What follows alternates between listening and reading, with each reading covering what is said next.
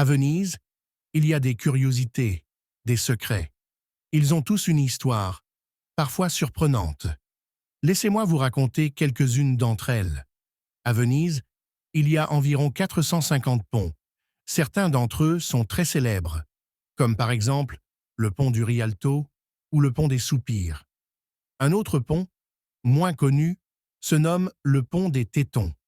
En italien, Ponte del Tette.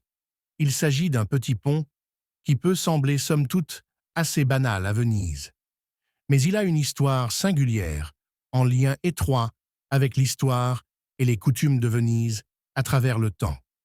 Le pont des Tétons se situe entre les quartiers de San Polo et Santa Croce, dans la paroisse de San Cassiano. Cherchez la cale de l'Agnella pour le trouver. Voici ce que l'on peut en dire. Tout d'abord, on raconte que du temps de la Sérénissime, le quartier dans lequel se trouve le pont des Tétons était un quartier chaud, rouge, rempli de lupanars. Justement, il y en avait un, dont les fenêtres donnaient sur le pont des Tétons. Les prostituées guettaient donc et appâtaient leurs futurs clients, en exhibant leurs poitrines voluptueuses. Les seins nus, elles aguichaient les hommes qui passaient sur le pont des Tétons.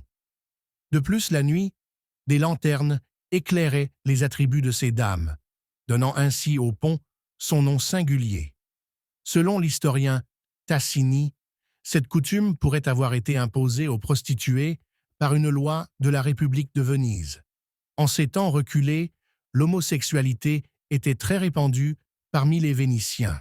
Par exemple, plusieurs procès se sont déroulés avec une issue pas très réjouissante.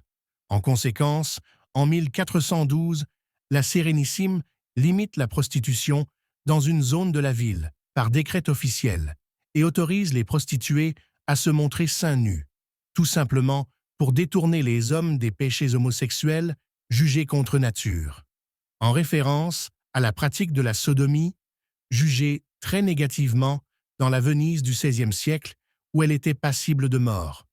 On peut citer Francesco Cercato, pendu pour sodomie entre les colonnes de la Piazzetta San Marco, ou, en 1545, Francesco Fabrizio, prêtre et poète, décapité et brûlé.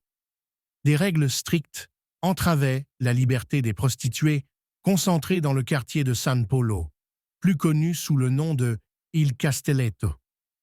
Elles ne pouvaient pas se mouvoir à leur guise, elles devaient respecter le couvre-feu. Elles ne quittaient leur zone de travail que le samedi.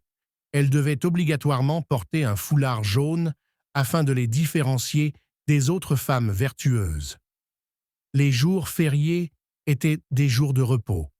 Elles étaient flagellées lorsqu'elles ne respectaient pas l'une ou l'autre de ces règles. Elles sont restées cantonnées à ce quartier autour du pont de Le Tette jusqu'au XVIIIe siècle.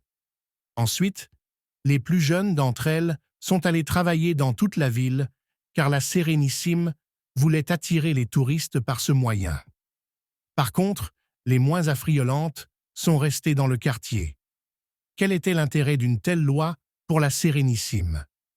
D'une part, l'homosexualité étant perçue comme un fléau social, ce décret tentait de résoudre ce problème aux yeux de la Sérénissime. Et d'autre part, ce règlement permettait d'avoir la main mise sur la prostitution.